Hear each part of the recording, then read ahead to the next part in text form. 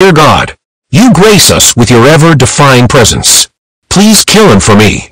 I remember saying these words which I will regret.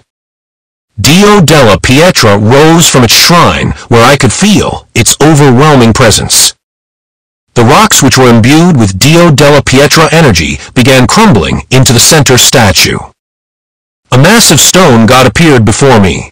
Dio della Pietra stated, "You must supply me with your offering." "Of course," I responded, handing the god a Nazi's axe who was wielding by Guerrero dei Santi.